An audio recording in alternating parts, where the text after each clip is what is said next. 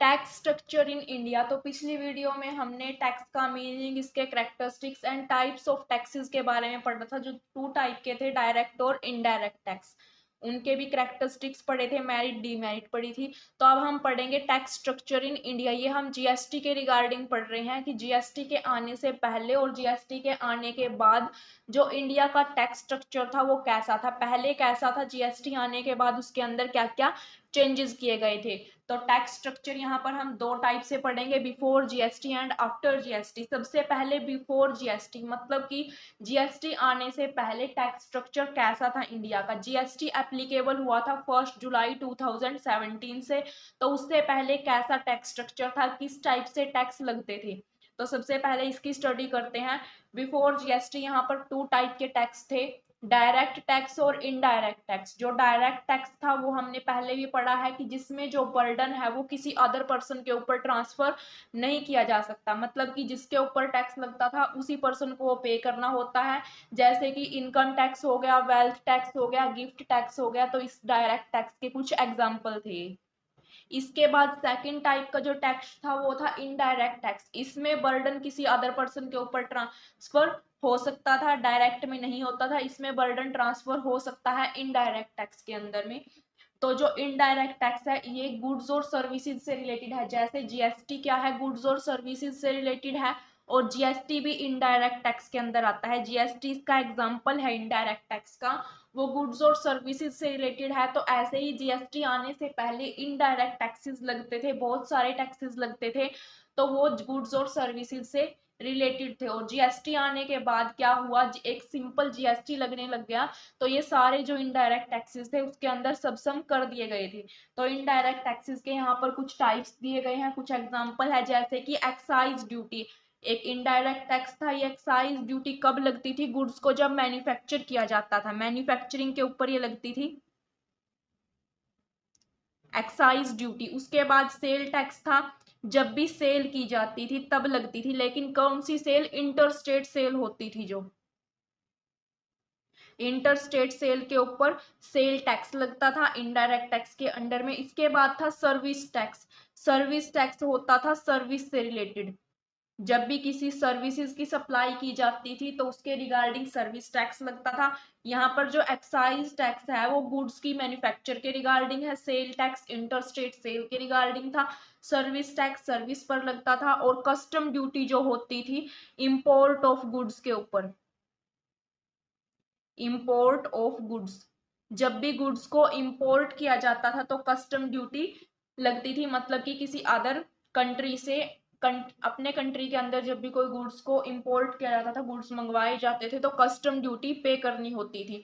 जो वैट होता था वो भी सेल के ऊपर लगता था, लेकिन कौन सी सेल के ऊपर वैट लगता था, जो विद इन स्टेट की गई हो, विद इन स्टेट जो भी सेल की जाती थी उसके ऊपर वैट लगता था। तो ये टाइप्स थे इनडायरेक्ट टैक्सेस के, जो जीएसटी आने से पहले लगते थे। तो ये डिफरेंट डिफरेंट टाइप्स के टैक्स लगते थे जीएसटी के आने से पहले। Excise duty, manufacture of goods, sale tax, interstate sale, service tax service के ऊपर, custom duty import of goods, and VAT within the state sale के ऊपर लगता था।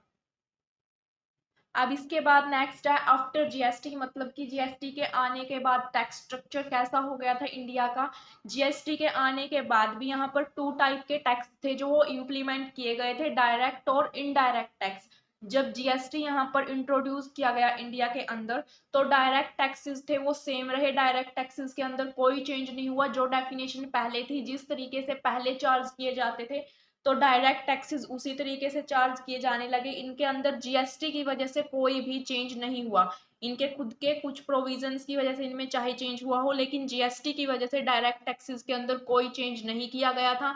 जीएसटी जो डायरेक्ट टैक्सेस थे पहले की तरह ही लगते थे। यहाँ पर बर्डन जिस पर्सन को टैक्स पे करना था उसी के रिगार्डिंग होता था, उसी पर्सन के ऊपर वो बर्डन शिफ्ट होता था, अदर पर्सन के ऊपर शिफ्ट नहीं होता था। इसके कुछ एग्जांपल थे, जैसे इनकम, वेल्थ, गिफ्ट टैक्स, तो वही था सेम डायरेक्ट टैक्स। अब चेंज जो हुआ था मेनली वो हुआ था इनडायरेक्ट टैक्सेस के अंदर। इनडायरेक्ट टैक्सेस के अंदर क्या चेंज हुआ था, यहाँ पर जो ये इतने सारे टैक्सेस लगते थे, excise, sale, service, custom duty, VAT, तो इन सब को हटा के यहाँ पर सिर्फ जीएसटी और बेसिक कस्टम ड्यूटी दो टाइप से ही लगने लग गए थे टैक्स। इनको मेनली हटाया नहीं गया था, जीएसटी के अंदर ही सबसम कर दिया गया था, जीएसटी के अंदर ही इनको मिला दिया गया था। तो इसके बाद ये टैक्सेस लगते अभी भी हैं, लेकिन जीएसटी के अंदर ही इनको मिला दिया गया है। अब यहाँ पर इनडायरेक्ट टैक्स दो टाइप के लगने लग गए थे, जीएसटी और बेसिक कस्टम ड्यूटी। जो जीएसटी था उसको भी चार टाइप से एक्सप्लेन कर दिया था, चार पार्ट्स में डिवाइड कर दिया था, CGST, SGST, IGST and UTGST. जो सीजीएसटी होता था वो central goods and services tax था, जो भी सेंट्रल के रिगार्डिंग होती थी गुड्स एंड सर्विसेज उन पर लगता था। एसजीएसटी जो स्टेट्स में होती थी गुड्स एंड सर्विसेज उनके रिगार्डिंग होता था।